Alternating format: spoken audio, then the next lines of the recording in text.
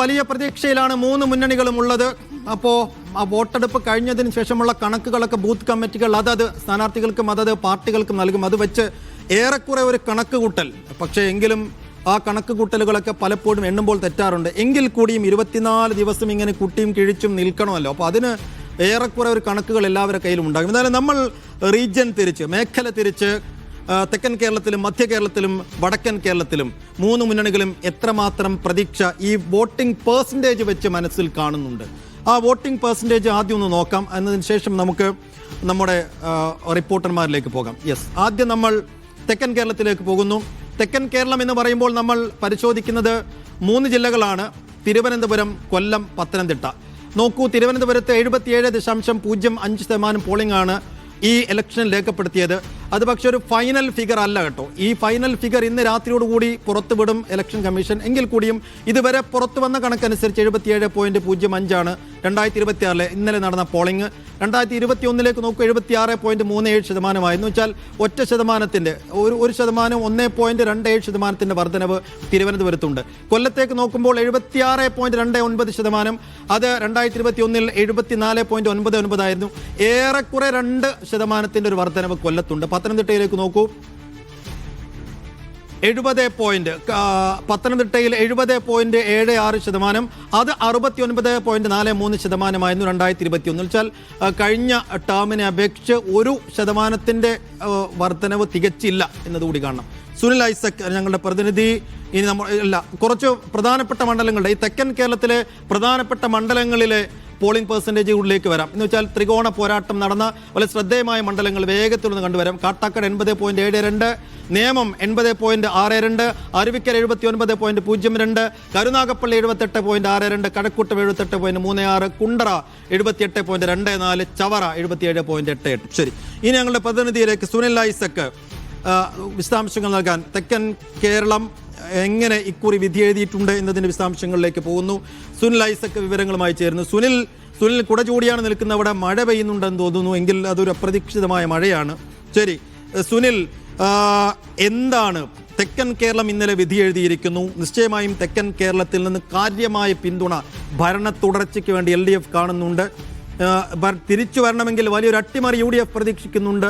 BJPയുടെ A class മണ്ഡലങ്ങൾ, വലിയ പ്രതീക്ഷ വെക്കുന്ന 2-3 മണ്ഡലങ്ങൾ സ്ഥിതി ചെയ്യുന്ന തെക്കൻ കേരളത്തിന്. അപ്പോൾ ഈ 3 ജില്ലകൾ ഏത് രീതിയിൽ വിധിയെഴുത്ത് നടത്തിയിട്ടുണ്ടാകുമെന്നാണ് ഈ പോളിംഗ് കഴിഞ്ഞതിന് ശേഷമുള്ള ആദ്യ പകലിലുള്ള കൂട്ടിക്കിഴിക്കലുകൾ? സെയ്ഫ്, കൊടും ചൂടിൽ 3 ആഴ്ച നീണ്ടുനിന്ന പരസ്യപ്രചരണത്തിനൊടുവിൽ ഇന്നലെ പോളിംഗ് ബൂത്തിലേക്ക് എത്തി. ആ പോളിംഗ് ബൂത്തിലേക്ക് എത്തിയ ശേഷം ഇന്ന് സ്ഥാനാർത്ഥികളും ഒപ്പം നേതാക്കന്മാരും ഒക്കെ വിശ്രമത്തിലാണ്. ആ വിശ്രമം ഒന്ന് കുറച്ചുകൂടി കൂളായിക്കോട്ടെ എന്ന് വിചാരിച്ചാണെന്ന് തോന്നുന്നു. തിരുവനന്തപുരത്ത് കനത്ത മഴയാണ്, അതിശക്തമായ മഴ ഏതാണ്ട് ഒരു മണിക്കൂറിലധികമായി പെയ്യുന്നുണ്ട്. എന്തായാലും ആരെയത് സ്ഥാനാർത്ഥികളെ ഒന്നും അത് തണുപ്പിക്കാൻ പറ്റുന്ന ഒരു മഴയായിരിക്കില്ല. കാരണം വലിയ ആദിയിലാണ് ഇനി വരാനിരിക്കുന്ന 10-24 ദിവസങ്ങളിൽ സ്ഥാനാർത്ഥികളും നേതാക്കളും ഒക്കെ ഉണ്ടാവുക. എന്തായാലും നമുക്ക് ഇതിൻ്റെ ഒരു കണക്കിലേക്ക് വരാം. അതായത് ഈ പോളിംഗ് ശതമാനത്തിലുണ്ടായ ഒരു വർധനവ് തങ്ങൾക്ക് അനുകൂലമാകുമെന്ന ഒരു ആത്മവിശ്വാസം UDF ക്യാമ്പിന് വലിയ തോതിലുണ്ട്. 80%-ലധികം എത്തിയിരിക്കുന്നു പോളിംഗ് ശതമാനം. 987-നേക്കാൾ വലിയ പോളിംഗ് ഇത്തവണ ഉണ്ടാകും. അതിന് SIR മാത്രമല്ല കാരണം, അതിന് പല കാരണങ്ങൾ പറയുന്നുണ്ട്. പുതിയ വോട്ടർമാരുടെ എണ്ണത്തിൽ വർധനവുണ്ടായി. ഒപ്പം ഏതാണ്ട് ഒരു 2 ലക്ഷത്തോളം വോട്ടർമാർ ഇത്തവണ പോളിംഗ് ബൂത്തിലേക്ക് കഴിഞ്ഞ തവണത്തേക്കാൾ കൂടുതലായി എത്തിയിട്ടുണ്ട് എന്നൊരു കണക്ക് കൂട്ടലും മുന്നണികൾക്കുണ്ട്. അത് ആരെ തുണയ്ക്കുമെന്നത് കാത്തിരുന്ന് കാണേണ്ട കാര്യമാണ്. പക്ഷേ അത് തങ്ങൾക്ക് അനുകൂലമാകുമെന്നാണ് UDFന്റെ ഒരു കണക്ക് കൂട്ടൽ. ഇനി ശക്തമായ ഭരണവിരുദ്ധ വികാരം ഉണ്ടായിട്ടുണ്ട്. ഒപ്പം മറ്റ് ചില അനുകൂല സാഹചര്യങ്ങൾ, പ്രത്യേകിച്ച് ന്യൂനപക്ഷ വോട്ടുകളുടെ കൺസോൾട്ടേഷൻ, അതും UDFന് അനുകൂലമായി ഉണ്ടായിട്ടുണ്ട് എന്ന പ്രതീക്ഷ കൂടി നേതാക്കൾ പങ്കുവയ്ക്കുന്നുണ്ട്. അതുകൊണ്ടാണ് ഇന്നും പ്രതിപക്ഷ നേതാവ് VD സതീശൻ 100 എന്ന സംഖ്യയിൽ ഉറപ്പിച്ചു നിൽക്കുന്നതും ഉറച്ചു പറയുകയും ചെയ്യുന്നത്. നോക്കൂ, കഴിഞ്ഞ നിയമസഭാ തെരഞ്ഞെടുപ്പിൽ തെക്കൻ കേരളത്തിലെ ഒരു സ്ഥിതി എടുത്താൽ ഏതാണ്ട് UDF പൂർണ്ണമായും തുടച്ചു മാറ്റപ്പെട്ട ഒരു സാഹചര്യം ഉണ്ടായിരുന്നു. അതായത് വെറും ഈ 3 ജില്ലകളുടെ കണക്കെടുത്താൽ വെറും 3 സീറ്റുകൾ മാത്രമാണ് പത്തനംതിട്ടയും കൊല്ലത്തും തിരുവനന്തപുരത്തുമായി UDFന് ലഭിച്ചത്. നമുക്ക് കൊല്ലത്തുനിന്ന് ആരംഭിച്ചാൽ, കൊല്ലത്ത് കരുനാഗപ്പള്ളിയും കുണ്ടറയും മാത്രമായിരുന്നു കഴിഞ്ഞ നിയമസഭാ തെരഞ്ഞെടുപ്പിൽ UDFന് ലഭിച്ചത്. ആകെ ഉണ്ടായിരുന്ന 11-ൽ 9 LDFനൊപ്പമായിരുന്നു. കൊല്ലത്ത് പക്ഷേ ഇത്തവണ തദ്ദേശ തെരഞ്ഞെടുപ്പ് മുതൽ കുറെ കൂടി അനുകൂലമായ ഒരു രാഷ്ട്രീയ സാഹചര്യം ഉണ്ടായിട്ടുണ്ട് എന്ന വിലയിരുത്തലായിരുന്നു UDF ഉണ്ടായിരുന്നത്.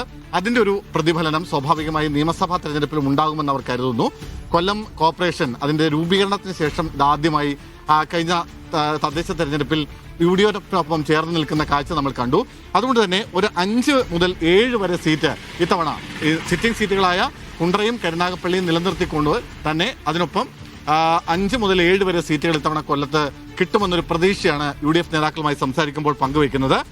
കുണ്ടറയ്ക്കും കരുനാഗപ്പള്ളിക്കും പുറമെ അവർ കണക്കുകൂട്ടുന്നത് കൊല്ലവും ചവറയും കുന്നത്തൂരും പത്തനാപുരവും കൊട്ടാരക്കരയുമാണ്. അത് ശ്രദ്ധിക്കണം. 2 മണ്ഡലങ്ങൾ ഇപ്പൊ നമ്മൾ ഈ UDF കണക്കൂട്ടലുള്ള 2 മണ്ഡലങ്ങളിൽ 2 മന്ത്രിമാർ മത്സരിക്കുന്ന മണ്ഡലങ്ങളാണ്. KB ഗണേഷ് കുമാറും ബാലഗോപാലും മത്സരിക്കുന്ന മണ്ഡലങ്ങൾ. അതടക്കം വലിയ തോതിലുള്ള ഒരു UDF അനുകൂല വേവ് ഉണ്ടാകുമെന്നാണ് അവർ കണക്കുകൂട്ടുന്നത്. ഇനി പത്തനംതിട്ടയിലേക്ക് വന്നാൽ പത്തനംതിട്ട ആകെ 5 നിയമസഭാ മണ്ഡലങ്ങളാണുള്ളത്.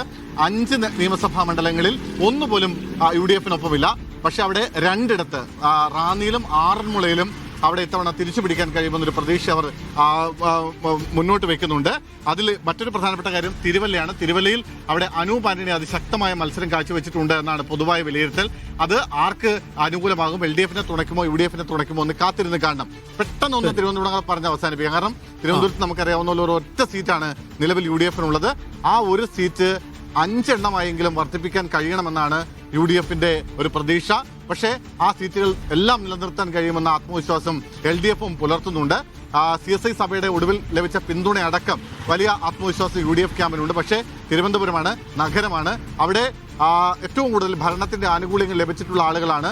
അതുകൊണ്ട് വലിയ തിരിച്ചടി ഉണ്ടാവില്ലെന്ന് LDF കണക്കുകൂട്ടുന്നു. BJP-യെ സംബന്ധിച്ചാവട്ടെ അവർ ഇവിടെ 3-4 A ക്ലാസ് മണ്ഡലങ്ങളുണ്ട്. എവിടെയെങ്കിലും അക്കൗണ്ട് തുറക്കാൻ കഴിയുമോ എന്ന പ്രതീക്ഷയാണ് BJP-യും പങ്കുവയ്ക്കുന്നത്. Thank you Sunil Isaac. അതാണ് തെക്കൻ കേരളത്തിലെ കണക്ക്.